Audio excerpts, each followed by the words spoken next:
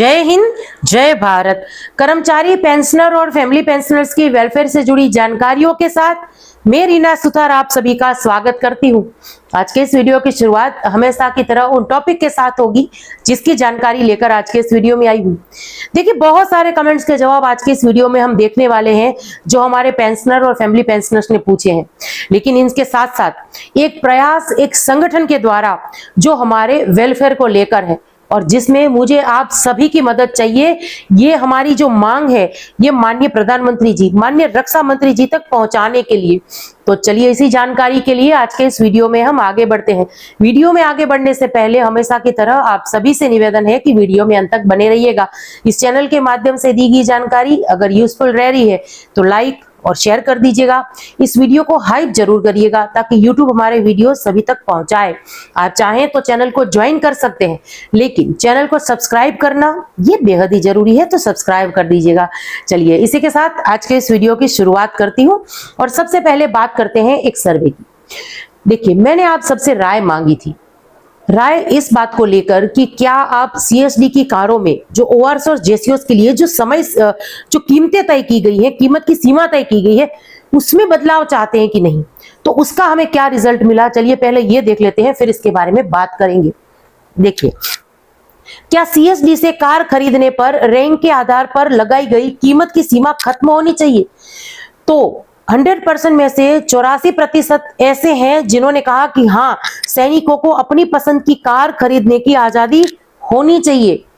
इसके बाद देखिए, 11% ने यह कहा कि सीमा बढ़ा देनी चाहिए, यानी अभी जो 20 लाख रुपए है उससे ज्यादा कर देनी चाहिए। अभी जैसा है नियम है वैसा ही ठीक है, ये 5% ने कहा है और इस पर सरकार को दोबारा विचार करना चाहिए। इस पर हमें कोई वोट नहीं मिला है। कुल 62 वोट मिले हैं, जहां सबसे ज्यादा इस बात पर सहमति बनी है कि सैनिकों को अपनी पसंद की कार खरीदने की आजादी होनी चाहिए। देखिए, अब ये बात कहां से आई इसके बारे में बात कर लेती हूँ। हमारे देश के एक जाने माने पूर्व सैनिक संगठन जिनके द्वारा हमेशा ये प्रयास होता है, पीएमआर वेटरन्स के हक में आवाज उठाई जाती है। इससे पहले भी सीएसडी में कार नियमों में बदलाव को लेकर इन्होंने, इंग्लिश रंजन जी ने काफी बेहतरीन प्रयास किए हैं। इसके बारे में समय समय पर हम आपसे बात करते रहते हैं। तो अब इन्होंने जो है यानी इंग्लिश रंजन जी ने जो है माननीय रक्षा मंत्री जी को एक लेटर लिखा है और इस लेटर में पूरा विस्तार से आपने अगर वो वीडियो देखा होगा तो आपको इसके बारे में जानकारी होगी कि कैसे आर्टिकल 14 वगैरह का हवाला देते हुए और समानता का अधिकार का हवाला देते हुए जो है यहाँ पर ये बात कही गई थी माननीय रक्षा मंत्री जी से कि आप जो पूर्व सैनिक है इनको इनकी मर्जी की कार खरीदने की जो है अनुमति दीजिए। यानी सीएसडी से कार परचेस करने में ओआरएस, जेसीओस और ऑफिसर्स के बीच में कोई भी अंतर नहीं होना चाहिए। ओआरएस और जेसीओस अगर उनके पास पर्याप्त पैसे हैं तो अपनी पसंद की कार खरीद सके, क्योंकि एक देखिए, एक अच्छा खासा घर और एक लग्जरी कार ये सभी का सपना होता है। तो हमारे पूर्व सैनिक इससे पीछे क्यों रहे, या हमारे सैनिक इससे पीछे क्यों रहे, उनका भी ये सपना पूरा होना चाहिए। तो आप सभी की मदद में इसलिए मांग रही हूं कि उस वीडियो को ज्यादा से ज्यादा शेयर करिए, हमें सरकार तक हमारी आवाज पहुंचानी है। आज देखिए, 8वें वेतन आयोग की जो कमेटी है उनमें भी सरकार ने क्वेश्चन रखा है। वो जानना चाहते हैं कि आज कर्मचारियों पेंशनर्स के मन में क्या है। तो वो हमारे जो पूर्व सैनिक है, हमारे जो सैनिक है, उनके मन की ये जो बात है कि कार परचेस में किसी भी तरीके की कीमतों में सीमा नहीं होनी चाहिए, इसमें भी सहमति जरूर से बनाएंगे। हमें कामयाबी तभी मिलेगी जब हम प्रयास करेंगे।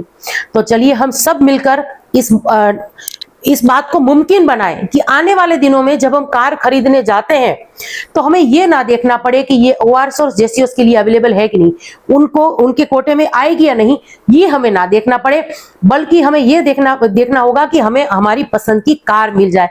तो आज से ही इसके लिए हम प्रयास शुरू कर देते हैं। आप सभी से मेरी रिक्वेस्ट है कि उस वीडियो को ज्यादा से ज्यादा शेयर करिए और इस बारे में ज्यादा से ज्यादा प्रयास जरूर से करिएगा।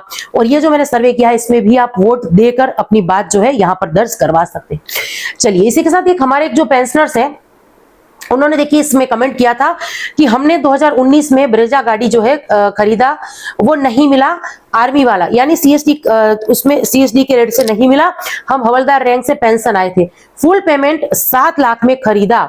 अब ये एक बात कितनी गलत है। एक अगर कोई पेंशनर से उनको अपनी पसंद की गाड़ी अगर नहीं मिल रही है तो ये काफी मुश्किल मतलब गलत बात है। और इसी को लेकर मैं आप सबसे रिक्वेस्ट कर रही हूँ कि ज्यादा से ज्यादा इस बारे में बात करके हमें अपनी बात जो है सरकार तक पहुंचानी है। चलिए इसी के साथ आज के इस वीडियो में आगे बढ़ते हुए कुछ कमेंट्स देख लेते हैं। सबसे पहला ये कमेंट हमारे पेंशनर्स लिख रहे हैं कि जय हिंद मैम, गुड मॉर्निंग। मैं आपको बहुत बहुत धन्यवाद देता हूं। मैं एक डिसेबिलिटी पेंशनर्स हूं, पर मैंने 7 साल से पेंशन के लिए परेशान था, पर आपके गाइडेंस ने मैंने एएफटी में केस करके केस कर पाया, यानी हमने जो गाइड किया तो एफटी में उन्होंने केस किया, और पीएमआर का भी जो है वो केस करने वाला हूं। इसलिए मेरी तरफ से सभी को बहुत धन्यवाद और आपके लिए प्रार्थना करता हूं। कुछ इस तरीके से उन्होंने जो है विस्तार से कमेंट लिखा है। सर आपकी बेस्ट विशेष के लिए, आपके इस जो आपने आगे लिखा है कि भगवान से आप हमारे लिए प्रार्थना करते हैं, इसके लिए आपका बहुत बहुत धन्यवाद। और इस मैसेज को आज के इस वीडियो में मैं शामिल भी इसलिए कर पा रही हूं क्योंकि देखिए, जब मैं आपके कमेंट्स पढ़ने के लिए या आप सब लोगों के कमेंट्स के जवाब देने के लिए जब मैं कमेंट बॉक्स देखती हूँ तो कई बार कुछ ऐसे कमेंट्स आते हैं जिसको पढ़कर मन खराब हो जाता है। लेकिन इसके बाद ऐसे बहुत सारे अच्छे अच्छे कमेंट्स, जहां कोई दीदी कर बुला रहा है, कोई माता जी कर बुला रहा है, कोई बहन जी करके, और इतने अच्छे अच्छे कमेंट लिखते हैं, हमारे परिवारों को दुआ देते हैं, तो इतना अच्छा लगता है कि अपने दिन जो एक दिन में हमें समय मिलता है उसका हम सदुपयोग कर रहे हैं। हमारे सैनिक, हमारे पूर्व सैनिक, हमारी फैमिली पेंशनर्स की हम मदद कर पा रहे हैं, और इस चैनल की वजह से काफी हमारे ऐसे पेंशनर, फैमिली पेंशनर्स हैं जिनका जीवन बेहतर हो रहा है। तो इसमें ऐसा हमें पढ़कर इतनी खुशी होती है। तो सर मैं आपका भी धन्यवाद करती हूँ, दिल से धन्यवाद करती हूँ इस प्यारे से कमेंट के लिए। और मुझे बेहद खुशी है कि आपको मेरी वजह से मदद मिली और एफडी में आपने केस किया। एक डिसेबिलिटी पेंशनर से आप, और मैं आपकी तकलीफ समझ पाती हूँ। और देखिए, इसी वजह से मैंने अभी ये प्रयास शुरू किए हैं, एक लीगल ग्रुप बनाया है हमने, जहां हमारे पेंशनर्स, फैमिली पेंशनर्स हैं, वो अपना उसमें ग्रुप में ऐड हो सकते हैं। अगर उनको कोई भी लीगल एडवाइस चाहिए तो हमारे डिफेंस के ही एयरफोर्स के एडवोकेट है, उनसे आपको राय मिल जाएगी, एडवाइस मिल जाएगी।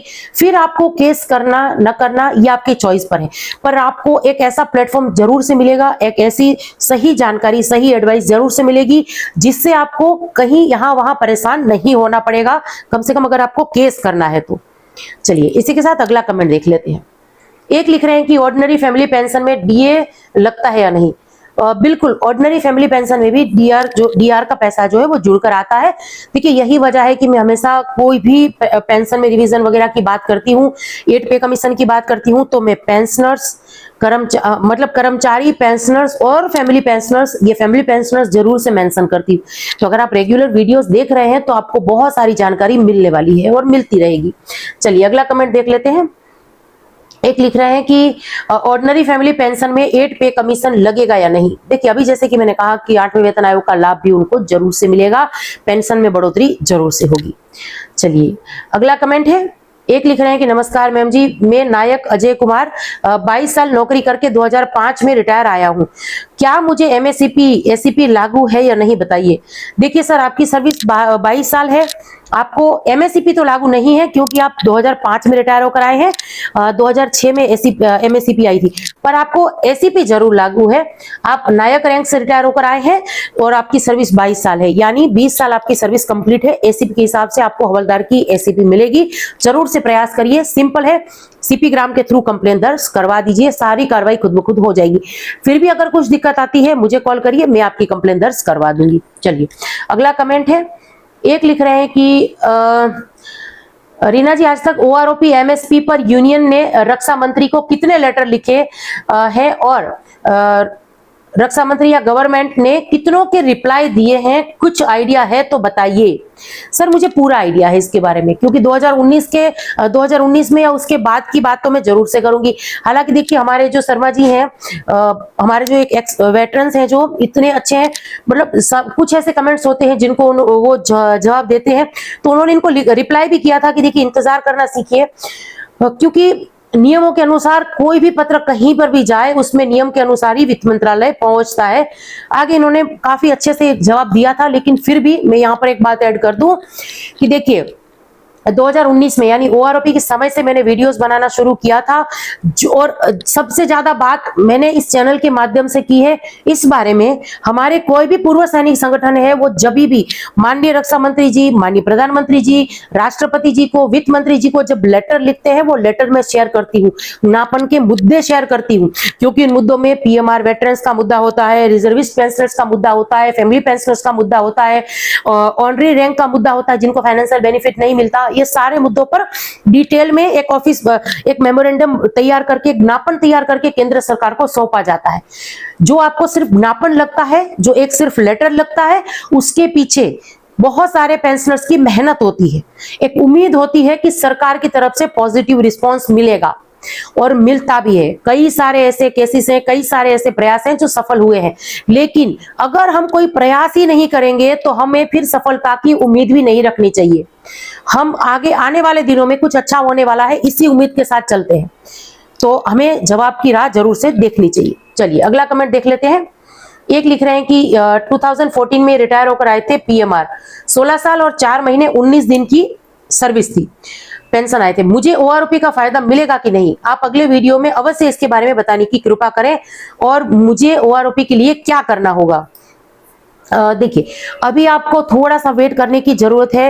एएफटी में ये केस फंसा हुआ है, केंद्र सरकार ने रिव्यू पिटीशन दायर कर दिया है। अभी अगर आप केस भी करेंगे तो भी सुनवाई जल्दी से, एक बार अगर सुनवाई शुरू भी होगी तो भी जजमेंट आने में थोड़ा समय लगेगा। और अभी क्योंकि देखिए इंडिविजुअल किसी को भी किसी केस की सुनवाई मेरे ध्यान में नहीं आई है। अब 21 अप्रैल की अभी डेट पड़ी है, जो भी होगा इस चैनल के माध्यम से मैं शेयर कर दूंगी, पर इसमें आने वाले दिनों में ये सारी चीजें कंफर्म होगी। पर मुझे ऐसा नहीं लगता कि किसी भी पीएमआर वेटरन्स को खुद ब खुद जो है ओआरओपी मिलेगी। अब जैसे कि मैंने कहा कि आने वाले दिनों में इसके बारे में हम क्लियर बात कर पाएंगे। चलिए सबसे आखिर में ये कमेंट देख लेते हैं। बहुत अच्छा कमेंट है। एक लिख रहे हैं कि बहुत हेल्प मिलता है मैम आपका वीडियो देखकर, थैंक यू। तो जैसे कि मैंने वीडियो की शुरुआत में कहा था कि सभी अच्छे अच्छे कमेंट्स करने वाले मेरे पेंशनर्स भाइयों का, मेरी फैमिली पेंशनर्स बहनों का मैं दिल से धन्यवाद करती हूं। और इसी के साथ आज के इस वीडियो से विदा लेती हूं। आपके कमेंट्स का मुझे इंतजार रहेगा। कोई भी आपके पेंशन संबंधी सवाल है आप कमेंट्स के माध्यम से जरूर से पूछ सकते हैं। इसी के साथ नमस्कार।